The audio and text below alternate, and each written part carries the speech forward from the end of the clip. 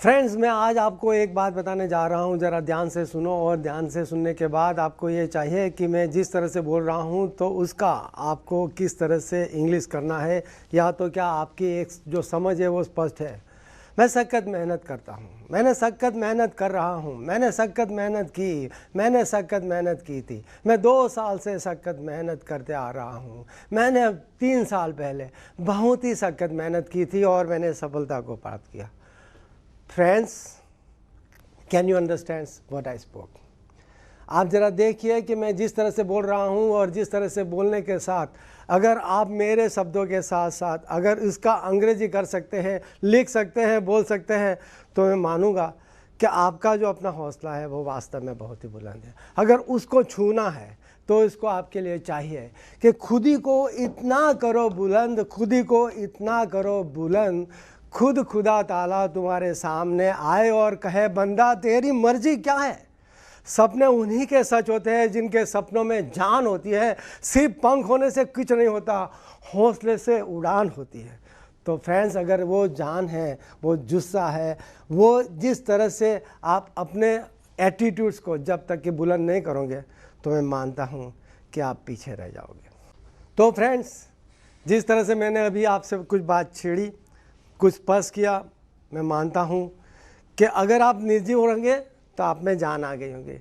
अगर आपकी जान आ गई होए तो मुर्दे होते हुए भी आप दौड़ने लगोगे। और आज हम सीखने जा रहे हैं प्रेजेंट परफेक्ट कन्टिन्युअस टेंस। મિત્રો, આજે આપણે પૂર્ણ ચાલુ વર્તમાન કાળ શીખી રહ્યા છે। આ જે કાળ છે એનો અર્થ જ એવો થાય છે કે એક એવો કાળ છે કે જે અગાઉ ચાલુ થઈ ગયો, એ પૂર્ણ થઈ ગયો અને એની અસર પણ છે અને અત્યારે પણ એ ચાલી રહ્યો છે। તો એ સંદર્ભની અંદર આપણે જોઈશું કે how this tense is used and how we will be able to construct different sentences based on our examples. Let's see. First of all, before we begin to learn present perfect continuous tense, here there is a formula which is different, the construction is different, the formation is different, the formula is different. Why? Because here in this particular tense, with the very base form of the verb, we will be using ing. Please read and study carefully with pronunciation, meaning and the rules of making the spelling for present participle. That is the infinitive, that is base verb plus ing. So in that sense you will be able to learn and you will enhance your knowledge on that. Let's see. So friends, best of luck. Here is the structure for present perfect continuous tense. As it is impliedly understood, the subject is there, and as you know that subject is I, we, you, he, she, it, they, and here plus have, has, plus been, plus present participle. See, be is a particular verb which is ultimately used as a helping verb, and here be, the second form of the verb, is was and were, and the present participles, that is past participle, sorry, this that it is been. So past participle of be is been, B-E-E-N, been, and then after again present participle, मतलब में वर्तमान कुदन, मतलब में मूળ क्रियापद वत्ता ing, અને એ જો તમારું સ્ટ્રક્ચર થાય તો એનાથી જે વાક્ય રચના ઉદ્ભવિત થશે, એનાથી વાક્ય રચનાનું જે નિર્માણ થશે એના પરથી તમને ખ્યાલ આવશે કે વાક્ય રચનાથી આપણે કેટલું સરસ આપણે આ કાળના વાક્યો બનાવી શકીશું। એ વાક્યોને આપણે પોતે પોતાની વાતચીતની અંદર લઈશું, પોતાના લખાણની અંદર લઈશું, અને હું માનું છું કે એના દ્વારા તમને અંગ્રેજી ભાષાનું જે કૌશલ પ્રાપ્ત કરવાનું છે એની અંદર તમને ચોક્કસ સફળતા પ્રાપ્ત થશે। તો આપણે જોઈએ છે કે આ બધા જે ક્રિયાપદ છે, these are the very base form of the verbs and that is indicated with the very ing form. Give, giving, read, reading, everything is given over here. Let's see the next process also. Here also, here is the very basic structures where we are ultimately constructing and making our particular tense more usable for us, more useful to us. Here it is written, I have been working, we have been working, you have been working, you have been working, he has been working, she has been working, it has been working, they have been working. હું કામ કરી રહેલ છે, અમે કામ કરી રહેલા છે, તું કામ કરી રહેલ છે, તમે કામ કરી રહેલા છે, તે કામ કરી રહેલ છે, તેણી કરી રહેલી છે અને તેઓ કરી રહ્યા છે। મતલબમાં એ કામ કે જેની શરૂઆત પહેલાં થઈ ગઈ, અત્યારે પણ ચાલુ છે અને ફરી પણ ચાલુ રહેવાની છે। તો એ સંદર્ભની અંદર આપણે આવા કાળની જ્યારે અભિવ્યક્તિ કરે છે ત્યારે આપણે સામાન્યતયા આપણે વારંવાર આ કાળનો જો ઉપયોગ કરતા શીખીશું। તો હું અત્યારે જે મગાવું અત્યારે બધા અલગ અલગ પ્રકારના વાક્યો બોલી ગયો, તો એ વાક્યોની સાથે તમારી સાથે ફોર્મ્યુલા હશે, એનું બંધારણ હશે, તમારા જ્ઞાનની અંદર બરાબર તમે એ સેવ કરેલો હશે, મતલબમાં તમારી સ્મૃતિ શક્તિમાં જો કંડારાયેલું હશે તો માનું છું કે આ વાક્ય રચના તમે કરી શકો. Friends, first of all, we would like to know okay, how this particular tense is constructed, how the sentences are formed. So before we begin, we would like to know how and when this particular present perfect continuous tense is used, applied. Action beginning in the past, since a point in time and still continuing. જ્યારે કોઈ ક્રિયા ભૂતકાળમાં ચાલુ થઈ ગયેલી હોય, હજુ પણ ચાલતી હોય અને ત્યારે આ કાળનો ઉપયોગ કરે છે. તો આપણે જોઈશું કે મિત્રો એ દ્રષ્ટાંત દ્વારા આપણે મજા આવશે. તો એ દ્રષ્ટાંત આપણે જોઈ રહ્યા છે. I have bin living in Baroda since 1975. હું વડોદરામાં 1975થી રહેતો આવેલ છે. બીજું વાક્ય છે he has been waiting since 6:30. અહીંયા પોઈન્ટ ઓફ ટાઈમ છે, મતલબમાં એ ટાઈમ નિર્દેશ કરે છે કે એ જ સમયથી મુકરર સમયથી એ વાટ જોઈ રહી છે અને એટલા માટે he has been waiting since 6:30. તે 6:30થી રાહ જોઈ રહેલ છે. મતલબમાં તે છોકરો છે, કોઈ મિત્ર છે, કોઈ મિત્ર માટે રાહ જોયો છે અને એના સંદર્ભમાં આપણું આ વાક્ય છે. I have been staying in Bombay. હું મુંબઈમાં રહેતો આવ્યો છું. She has been writing letters to me for 3 months. તે મને 3 વર્ષથી પત્રો લખી રહી છે.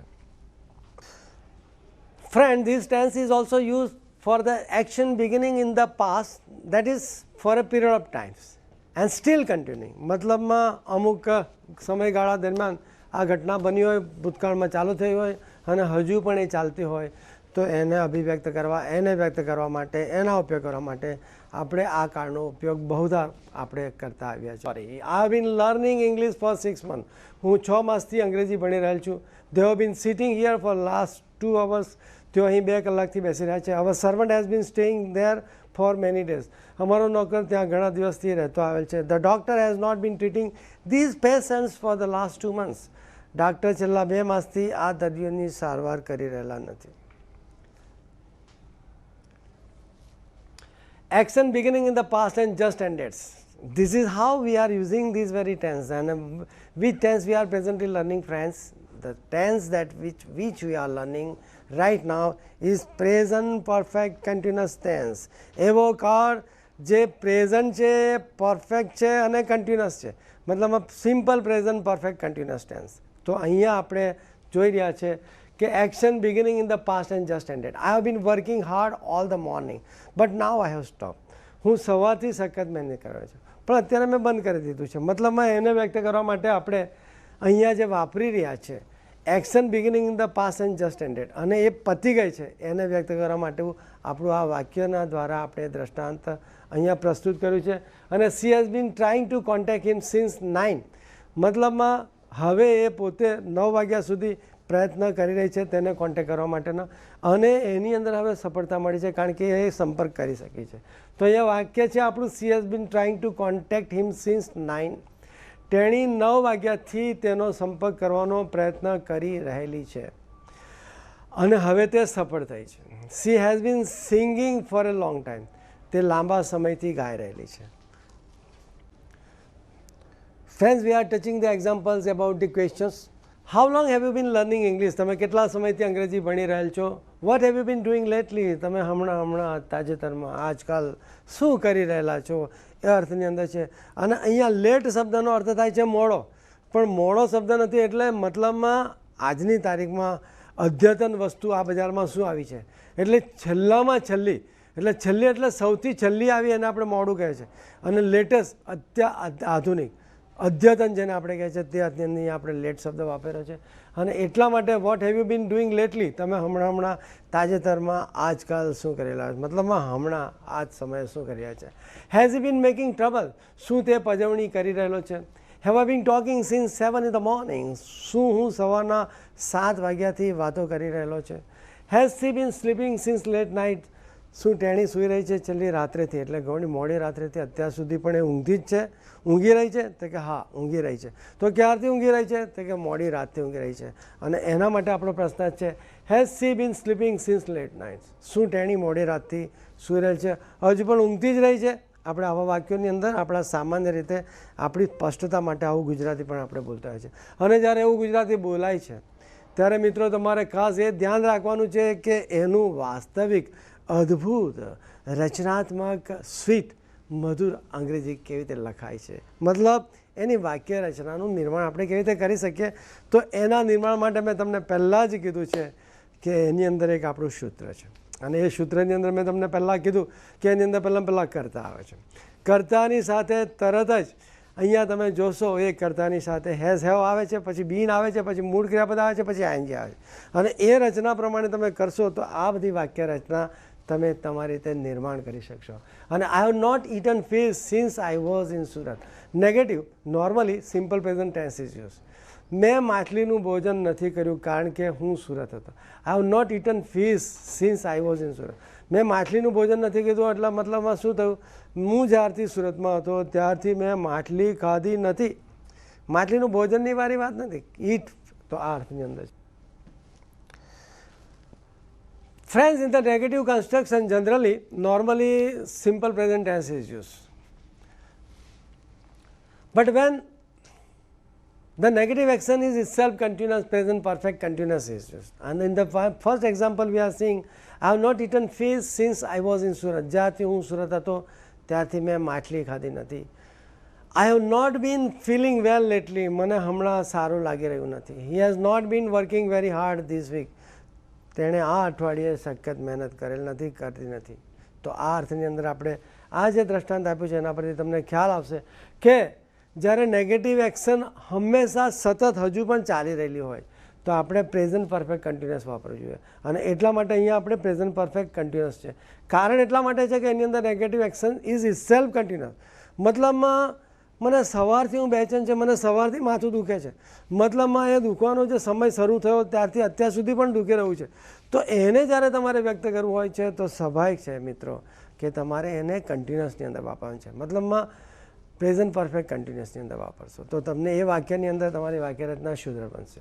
N important difference between the simple present perfect tense and the present perfect continuous tense is that when the number of times an action is completed is mentioned, મતલબમાં એ જ્યારે દર્શાવવામાં આવ્યું હોય only the simple present perfect tense is. અને અહીંયા આપણે જોયું છે કે he has drunk 4 bottles of beer. તેણે 4 બિયરના બાટલા પી લીધા છે. I have typed 6 letters. મેં 6 પત્રો ટાઈપ કરી લીધા છે. તો અહીંયા જ્યારે નંબર ઓફ એક્શન્સ આવે છે ત્યારે સ્વાભાવિક છે તો આપણે ત્યારે શું વાપરીએ છીએ કે સિમ્પલ છે તે વખતે આપણે સિમ્પલ પ્રેઝન્ટ પરફેક્ટ મતલબમાં પ્રેઝન્ટ પરફેક્ટ ટેન્સ આપણે વાપરીએ છીએ. અને ત્યાર પછી આવે છે when the length of time is emphasized the continuous form is used. when the length of time મતલબ સમયગાળાને લંબાવવાના અંદર અર્થની અંદર જ્યારે આપણે વ્યક્ત કરવા માંગીએ છીએ અને દર્શાવવા માંગીએ છીએ ત્યારે આપણે જોઈએ છે કે he has been drinking all evening. મતલબમાં સાંજના 5 વાગ્યા તે 7 વાગ્યા 8 વાગ્યા આખી સાંજ એ કંઈ ને કંઈ પીયા કરે છે. દારૂ પીતો હોય, કોલ્ડ ડ્રિંક પીતો હોય, લીંબુનું શરબત પીતો હોય, કંઈ પણ પી શકતો હોય છે. તો એ અર્થની અંદર જે સમયગાળો છે બહુ લાંબા સમયથી બદલામાં આવ્યો છે. તો એને જ્યારે આપણે વ્યક્ત કરવું હોય તો he has been drinking all evening, આખી સાંજથી તે પી રહેલ છે. અહીંયા તમને એમ થાય કે ભાઈ હું લેમન જ્યુસ પી રહ્યો છે તો અહીંયા આપણું વાક્ય રચના શું થશે? I have been drinking lemon juice all evening. આખી સાંજથી હું લેમન જ્યુસના ઘૂંટડા પીએ રાખું છું. મતલબમાં કોઈ શોખીન હોય તો લેમન જ્યુસ પીએ છે અને કોઈને તમારા મિત્રોમાંથી કોઈને પેપ્સી છે, થમ્સઅપ છે, કોકા કોલા છે એ પીવાની હોય તો મોટી બોટલ લઈ આવ્યો અને પપ્પા મૂકી હોય એ લોકો હોય નહીં, ફ્રીજમાંથી તમે કાઢી લીધી અને મોટી બોટલને તમે આખી સાંજ પીયા કરો તમારા મિત્ર સાથે. તો એ અર્થની અંદર પણ તમે એમ વાપરી શકશો કે we have been drinking Pepsi all evening. પછી ત્યાર પછીનું વાક્ય છે આઈ બીન ટાઈપિંગ સિન્સ 9. હું 9 વાગ્યાથી ટાઈપ કરી રહેલ છું. મતલબમાં 9 વાગ્યાથી લઈને અત્યાર સુધી તમે ચાલુ કર્યું હતું 9 વાગ્યાથી અત્યારે પણ ટાઈપ કરી રહ્યા છે અને હજુ પણ કરવાના છે. મતલબમાં શરૂઆત થઈ ગઈ, અત્યારે પણ ચાલુ છે, ફરી પણ ચાલુ રહેશે. તો આવ્યા બધા વાક્યોની રચનાની જ્યારે તમે કંઈક બનાવવા ઈચ્છો છો ત્યારે સ્વાભાવિક છે મિત્રો તમે કયો કાર્ડ વાપરશો? અરે એ કાર્ડ જે મેં અત્યારે તમને ચલાવ્યો તમે જે અત્યારે સમજ્યા. તો મિત્રો હું માનું છું you will enjoy learning this very card, that is present perfect continuous tense. Best of luck. Thank you very much. Dear students, now we will do the exercise for the chapter which we learnt. વાલા વિદ્યાર્થી મિત્રો, હવે આપણે જે વિષય શીખ્યા તેનું સ્વાધ્યાય એટલે કે